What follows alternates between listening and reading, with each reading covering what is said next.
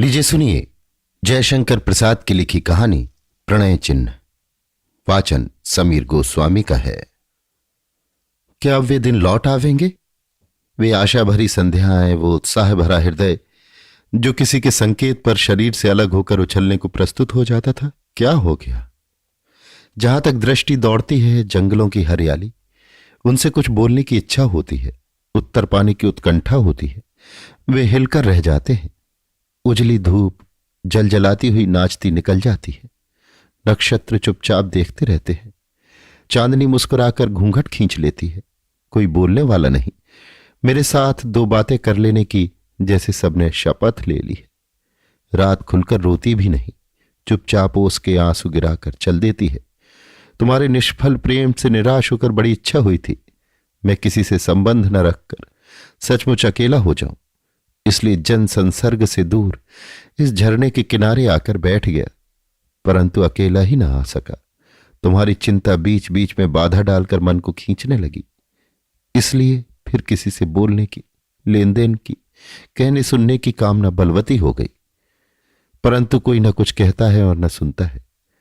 क्या सचमुच हम संसार से निर्वासित हैं, अछूत हैं? विश्व का यही नीरव तिरस्कार असह्य है। मैं उसे हिलाऊंगा, उसे झकझोर कर उत्तर देने के लिए बाध्य करूंगा। कहते कहते एकांतवासी गुफा के बाहर निकल पड़ा। सामने झरना था, उसके पार पथरीली भूमि। वो उधर न जाकर झरने के किनारे किनारे चल पड़ा। बराबर चलने लगा जैसे समय चलता है। सोता आगे बढ़ते बढ़ते छोटा होता गया। क्षीण फिर क्रमशः और क्षीण होकर मरुभूमि में जाकर विलीन हो गया। अब उसके सामने सिकता समुद्र, चारों ओर धू धू करके बालू से मिली समीर की उत्ताल तरंगे। वो खड़ा हो गया। एक बार चारों ओर आंख फिराकर देखना चाहा, पर कुछ नहीं, केवल बालू के थपेड़े। साहस करके पथिक आगे बढ़ने लगा। दृष्टि काम नहीं देती थी, हाथ पैर अवसन्न थे, फिर भी चलता गया। विरल छाया वाले खजूर कुंज तक पहुंचते पहुंचते वो गिर पड़ा। न जाने कब तक अचेत पड़ा रहा। एक पथिक पथ भूलकर वहां विश्राम कर रहा था। उसने जल के छींटे दिए। एकांतवासी चैतन्य हुआ। एक मनुष्य उसकी सेवा कर रहा है। नाम पूछने पर मालूम हुआ सेवक। तुम कहां जाओगे? उसने पूछा। संसार से घबराकर एकांत में जा रहा हूं। और मैं एकांत से घबराकर संसार में जाना चाहता हूं। क्या एकांत में कुछ सुख नहीं मिला? सब सुख था, एक दुख, पर वो बड़ा भयानक दुख था। अपने सुख को मैं किसी से प्रकट नहीं कर सकता था, इससे बड़ा कष्ट था। मैं उस दुख का अनुभव करूंगा। प्रार्थना करता हूं उसमें ना पड़ो। तब क्या करूं? लौट चलो, हम लोग बातें करते हुए जीवन बिता देंगे। नहीं, तुम अपनी बातों में विष उगलोगे। अच्छा, जैसी तुम्हारी इच्छा। दोनों विश्राम करने लगे।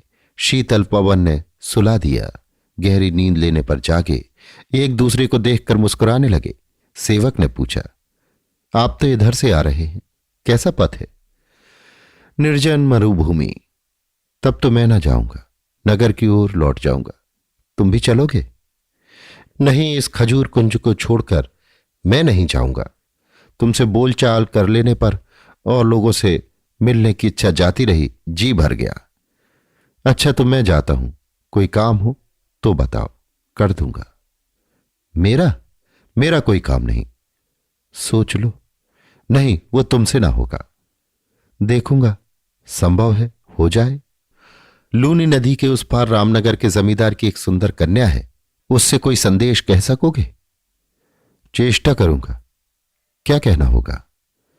3 बरस से तुम्हारा जो प्रेमी निर्वासित है, वो खजूर कुंज में विश्राम कर रहा है। तुमसे एक चिन्ह पाने की प्रत्याशा में ठहरा है। अब की बार वो अज्ञात विदेश में जाएगा, फिर लौटने की आशा नहीं है। सेवक ने कहा, अच्छा जाता हूं, परंतु ऐसा ना हो कि तुम यहां से चले जाओ, वो मुझे झूठा समझे। नहीं, मैं यहीं प्रतीक्षा करूंगा। सेवक चला गया। खजूर के पत्तों से झोपड़ी बनाकर एकांतवासी फिर रहने लगा।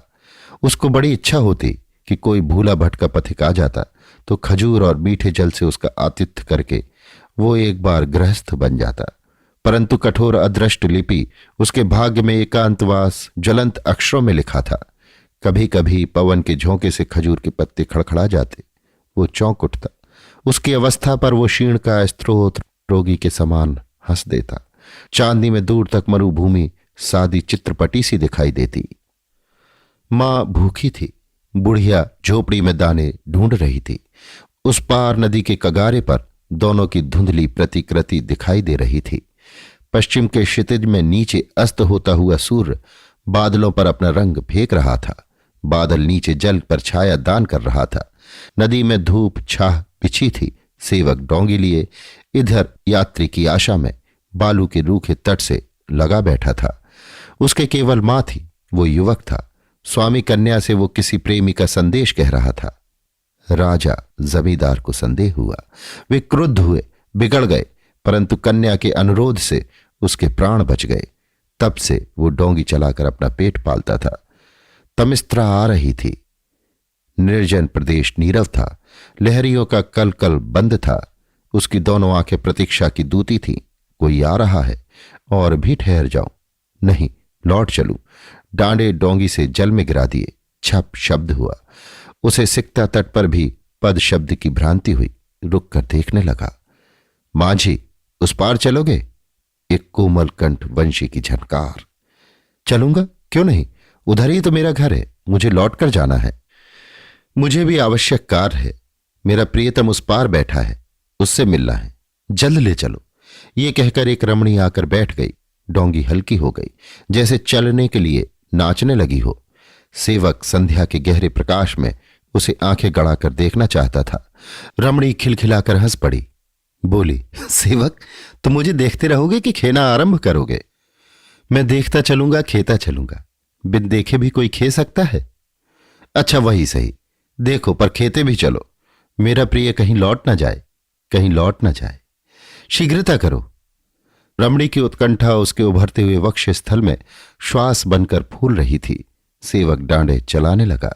2-4 नक्षत्र नील गगन से झांक रहे थे। अवरुद्ध समीर नदी की शीतल चादर पर खुलकर लौटने लगा। सेवक तल्लीन होकर खे रहा था। रमणी ने पूछा, तुम्हारे और कौन है? कोई नहीं, केवल मां है। नाव किनारे पहुंच गई। रमणी उतरकर खड़ी हो गई। बोली, तुमने बड़े ठीक समय से पहुंचाया, परंतु मेरे पास क्या है जो तुम्हें पुरस्कार दूं? वो चुपचाप उसका मुंह देखने लगा। रमणी बोली, मेरा जीवन धन जा रहा है। एक बार उससे अंतिम भेंट करने आई हूं। एक अंगूठी उसे अपना चिन्ह देने के लिए लाई हूं, और कुछ नहीं। परंतु तुमने इस अंतिम मिलन में बड़ी सहायता की है। तुम ही ने उनका संदेश पहुंचाया। तुम्हें कुछ दिए बिना हमारा मिलन असफल होगा, इसलिए ये चिन्ह अंगूठी तुम ही ले लो। सेवक ने अंगूठी लेते हुए पूछा, और तुम अपने प्रियतम को क्या चिन्ह दोगी? अपने को स्वयं दे दूंगी, लौटना व्यर्थ है। अच्छा, धन्यवाद। रमणी तीर वेग से चली गई। वो हक्का बक्का रह गया। आकाश के हृदय में तारा चमकता था। उसके हाथ में अंगूठी का रत्न। उससे तारे का मिलान करते करते झोपड़ी में पहुंचा। मां भूखी थी। इसे बेचना होगा, यही चिंता थी। मां ने जाते ही कहा, कब से भोजन बनाकर बैठी हूं, तू आया नहीं? बड़ी अच्छी मछली मिली थी, ले जल्द खा ले। वो प्रसन्न हो गया। एकांतवासी बैठा हुआ खजूर इकट्ठा कर रहा था। अभी प्रभात का कोमल सूर्य खगोल में बहुत ऊंचा नहीं था। एक सुनहली किरण सी रमणी सामने आ गई। आत्म विस्मृत होकर एकांतवासी देखने लगा। स्वागत अतिथि, आओ बैठो। रमणी ने आतिथ्य स्वीकार किया। बोली, मुझे पहचानते हो? तुम्हें न पहचानूंगा प्रियतमे। अनंत पथ का पाथे कोई प्रणय चिन्ह ले आई हो तो मुझे दे दो, इसीलिए ठहरा हूं। लौट चलो। इस भीषण एकांत से तुम्हारा मन नहीं भरा? कहां चलूंगा? तुम्हारे साथ जीवन व्यतीत करने का साधन नहीं, करने भी न पाऊंगा। लौटकर क्या करूंगा? मुझे केवल चिन्ह दे दो, उसी से मन बहलाऊंगा। मैं उसे पुरस्कार स्वरूप दे आई हूं। उसे पाने के लिए तो लूनी तट तक चलना होगा। तो चलूंगा। यात्रा की तैयारी हुई। दोनों लौट चले। सेवक जब संध्या को डोंगी लेकर लौटता है तब उसके हृदय में उस रमणी की सुध आ जाती है। वो अंगूठी निकालकर देखता और प्रतीक्षा करता है कि रमणी लौटे तो उसे दे दूं। उसे विश्वास था कभी तो वो आवेगी। डोंगी नीचे बंधी थी। वो झोपड़ी से निकलकर चला ही था कि सामने रमणी आती दिखाई पड़ी। साथ में एक पुरुष था। न जाने क्यों वो डोंगी पर जा बैठा। दोनों तीर पर आकर खड़े हो गए। रमणी ने पूछा, मुझे पहचानते हो? अच्छी तरह। मैंने तुम्हें कुछ पुरस्कार दिया था। वो मेरा प्रणय चिन्ह था। मेरा प्रिय मुझे नहीं लेगा, उसी चिन्ह को लेगा। इसलिए तुमसे विनती करती हूं कि उसे दे दो। यह अन्याय है।